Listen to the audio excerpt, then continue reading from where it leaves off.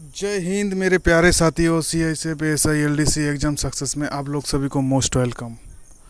आज हम करेंगे एक्ट एंड रूल का क्वेश्चन, मगर वो क्वेश्चन करने से पहले हमारा एक सब्सक्राइबर ने, जिसका नाम है राजेश सिंह जी, उन्होंने मेरे को कमेंट करके एक रीजनिंग का क्वेश्चन जो मैं बहुत पहले अपलोड किया था, मतलब जब मेरा ये चैनल को शुरुआत था, उस शुरुआती में मैं वो क्वेश्चन को अपलोड किया था, उसमें कुछ गलती हुआ था मेरे से। तो उनको मैं बहुत थैंक्स, उनके लिए उसको मैं थैंक्स बोलूँगा, क्योंकि उन्होंने मेरा जो ये गलती को पकड़ा है।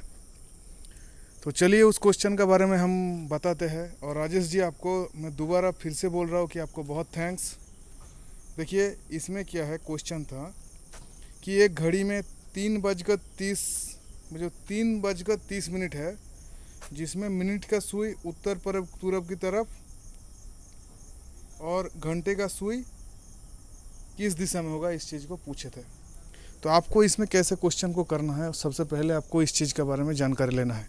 देखिए हम लोग क्या करेंगे, सबसे पहले करेंगे, पहले एक घड़ी का ऐसा निशान बना लेंगे। और उसमें हम लोग जानते हैं कि जब 3:30 होता है, ये 3 बजता है और 30 मिनट में ऐसा होता है, क्योंकि इसमें 3 होता है और इसमें 6, ऐसा रहता है।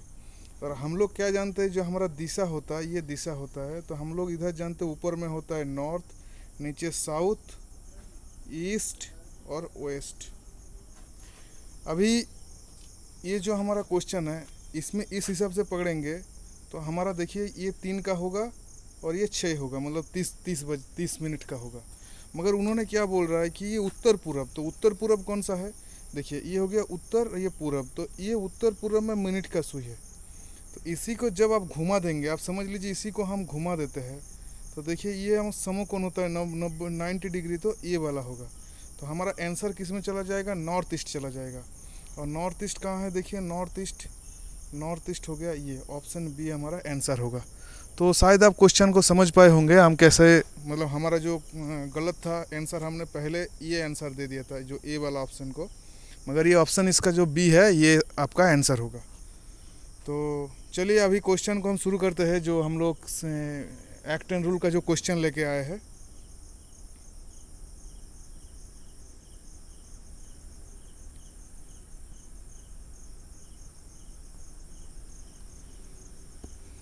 देखिए ये CISF एक्ट एंड रूल से संबंधित क्वेश्चन है, और इस क्वेश्चन में आपको आज हम बताएंगे, इसमें लगभग आज 10 से 12 क्वेश्चन के आसपास हम लेके आए हैं, और ये आपका एग्ज़ाम ओरिएंटेड है। देखिए सबसे पहले क्वेश्चन आपको क्या बताए, सबसे पहले क्वेश्चन है आपका कि CISF अधिनियम संख्या पूछे, मतलब CISF अधिनियम जो पार्लियामेंट में पास हुआ था, उसका अधिनियम संख्या कौन सा है।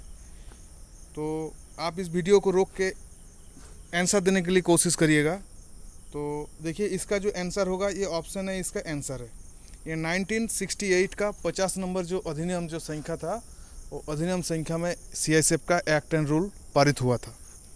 तो अभी हम चलेंगे 2 नंबर क्वेश्चन में। देखिए 2 नंबर क्वेश्चन क्या बोले हैं, 2 नंबर क्वेश्चन बता रहा है कि CISF अधिनियम प्रभाव में लागू हुआ, मतलब CISF जो अधिनियम था, उस अधिनियम कब से लागू हुआ, लागू कब से हुआ।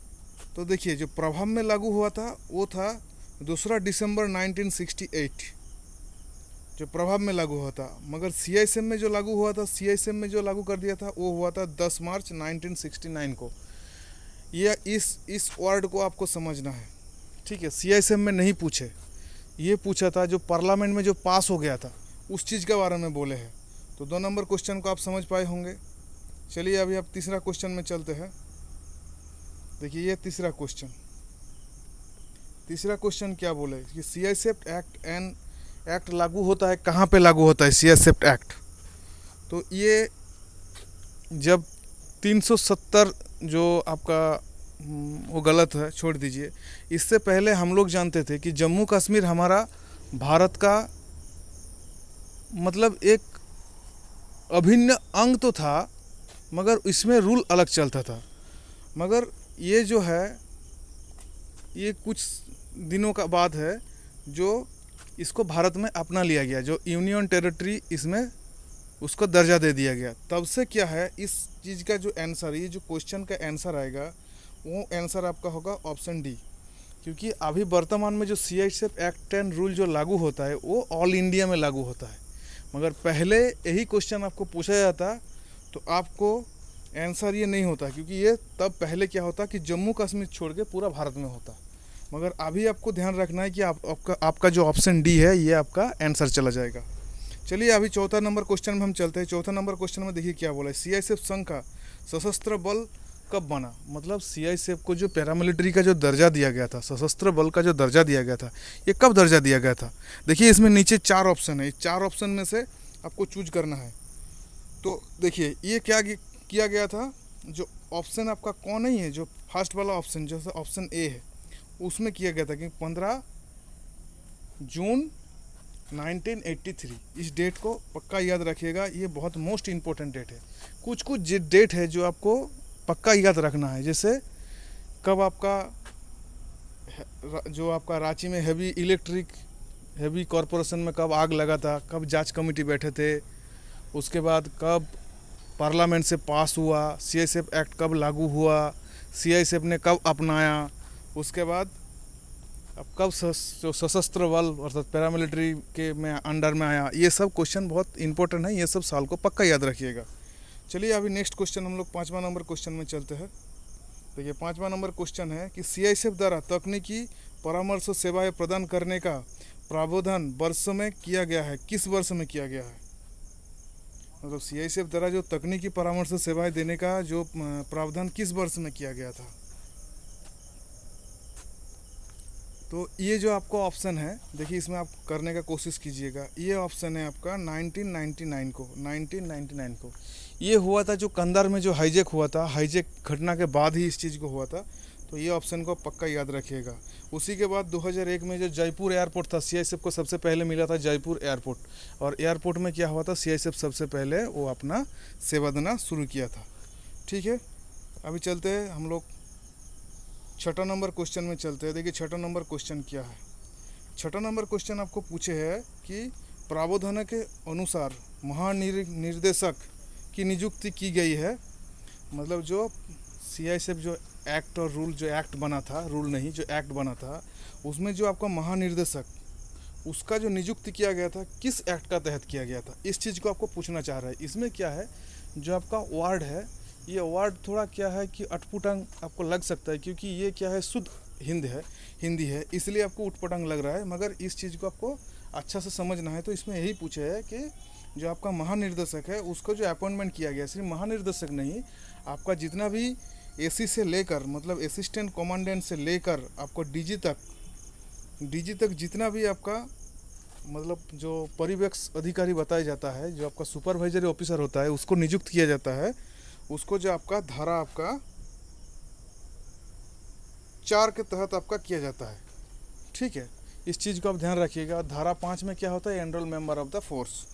आपको हम ऑलरेडी CISF एक्ट का बारे में पूरा क्लास आपको बताए हैं कि 2 क्लास ऑलरेडी ले चुके हैं। आप उस वीडियो को नहीं देखे हैं तो पहले उस वीडियो को देखिए, तो ये सब क्वेश्चन करने में आपको बहुत आसान होगा। चलिए अभी आप 7 नंबर क्वेश्चन में चलते हैं। देखिए 7 नंबर क्वेश्चन क्या बोले हैं, EMOF इसका मतलब होता है enrol member of the force. मतलब enrol member of the force की श्रेणी में कौन नहीं आता। मतलब नीचे जो दिया गया है, ये enrol member of the force का श्रेणी में कौन नहीं आता। देखिए हम पिछले वाला क्वेश्चन में आपको बता ही दिए कि असिस्टेंट कमांडेंट से लेकर DG तक आपका क्या होता है, सुपरवाइजरी ऑफिसर, और नीचे जैसे फॉलोअर स्टाफ अर्थात कांस्टेबल से लेकर जो इंस्पेक्टर तक होता है आपका enrol member of the force. तो इसमें आपको पता लग ही गया कि इसमें आपका कौन सा होगा। देखिए इसमें सभी होता है, मगर ये जो ऑप्शन डी आपका असिस्टेंट महासहायक निरीक्षक नहीं, गलत बता रहा हूँ, असिस्टेंट, हाँ ये जो आपका है ऑप्शन ए आपका आंसर चला जाएगा। ये ऑप्शन ए आपका जाएगा, क्योंकि असिस्टेंट कमांडेंट आपका ये पर्यवेक्षक अधिकारी अर्थात सुपरवाइजरी ऑफिसर होते हैं। तो इस चीज़ को ध्यान रखिएगा। चलिए अभी 8 नंबर क्वेश्चन में चलते हैं। 8 नंबर देखिए क्वेश्चन क्या बोले है। 8 नंबर क्वेश्चन आपको बता रहा है कि EMOF की श्रेणी में कौन नहीं आता। EMOF अर्थात enrol member of the force, इसमें शॉर्ट फॉर्म में लिखा गया है, इसलिए आपको बता रहे हैं कि ये EMOF का मतलब होता है कि enrol member of the force. Enrol member of the force की श्रेणी में कौन नहीं आता है? तो इससे पहले तो हम बोल ही दिए कि उसमें क्या रैंक पूछा था, इसलिए रैंक बोले। मगर इसमें क्या कि इसमें देखिए अधिकारी को अलग से पूछे है। तो आपको तो पता है कि ये परिवीक्षण अधिकारी जो होता है, परिवीक्षण अधिकारी, ये आपका ऑप्शन जो आपका घ में है अर्थात लास्ट वाला जो ऑप्शन है, ये आपका आंसर हो जाएगा। ठीक है, क्योंकि ये जो परिवेक्षण अधिकारी आपको बताया कि असिस्टेंट कमांडेंट से लेकर डीजी तक जो होता है वो आपका होता है परिवेक्षण अधिकारी, जो आपको सुपरवाइजरी ऑफिसर होता है, तो उन लोगों को इस श्रेणी में नहीं आता है। ठीक है, उसके बाद आप चलिए नेक्स्ट क्वेश्चन में चलते हैं। नेक्स्ट क्वेश्चन देखिए क्या बोला है, 9 नंबर क्वेश्चन। बल अभिरक्षा का अर्थ क्या होता है? ये बल अभिरक्षा का अर्थ क्या होता है? देखिए ये ऑप्शन कौन सा होगा, देखिए ये ऑप्शन है आपका, ये ऑप्शन देखिए है, ये जो आपका ग ऑप्शन चला गया, ये आपका आंसर है। अभी ये आंसर क्यों है?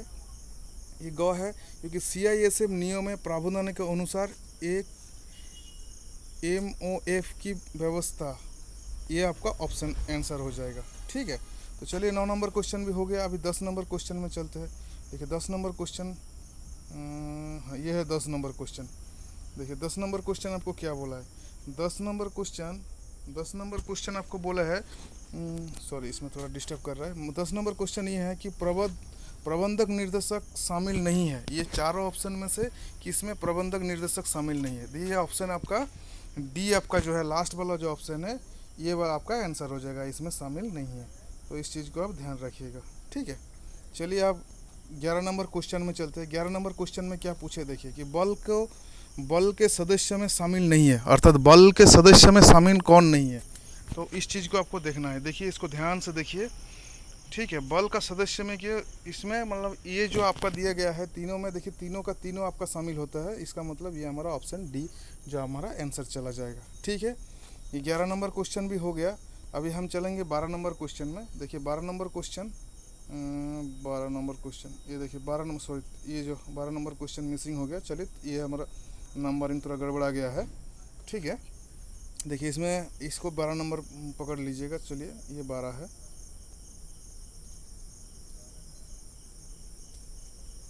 ये 12 नंबर क्वेश्चन है। ठीक है, तो इसमें क्या पूछे है कि कौन एक अधीनस्थ अधिकारी नहीं है? देखिए 4 ऑप्शन दिया हुआ है, इसमें आपको पूछे कौन आपका कि अधीनस्थ अधिकारी नहीं है।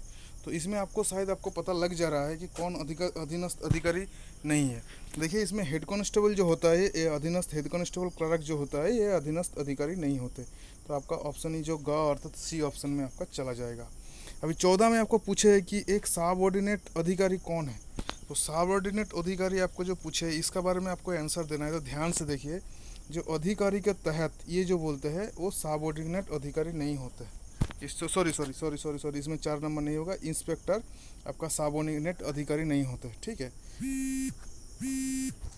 ये आपका सबऑर्डिनेट अधिकारी नहीं होते। ओके, अभी हम चलेंगे देखिए 15 नंबर क्वेश्चन में चलेंगे। 15 नंबर क्वेश्चन हमारा ये है। 15 नंबर क्वेश्चन की बोल रहा है, एक अंडर ऑफिसर कौन है? अंडर ऑफिसर जो हेड कांस्टेबल रैंक को बोला जाता है अंडर ऑफिसर, अर्थात हेड कांस्टेबल संबंधित जितना भी रैंक इसमें दिया हुआ है सभी आपका क्या है, आपका अंडर ऑफिसर। तो आपका ऑप्शन आपका जो डी है, डी में आपका आंसर चला जाएगा। तो देखिए आपको हमारा वीडियो को अच्छा लगने से आप पक्का हमारा वीडियो को लाइक कीजिएगा और शेयर करिएगा। साथ में आपको दोस्तों को बताइए कि CISF LDC का जो एग्ज़ाम प्रिपरेशन कराया जा रहा है। तो चलिए आज इतना तक ही था हमारा सफ़र। कल फिर से हम वीडियो डालेंगे। अभी क्या थोड़ा मेरा निजी समस्या के कारण मैं ज़्यादा वीडियो नहीं डाल पा रहा हूँ, तो मैं बाद में कोशिश करूँगा ज़्यादा से ज़्यादा वीडियो डाल देने के लिए। अभी एक दो करके वीडियो आएगा और आपका एग्ज़ाम तक ये बहुत आपका कारगर साबित होगा। चलिए, जय हिंद।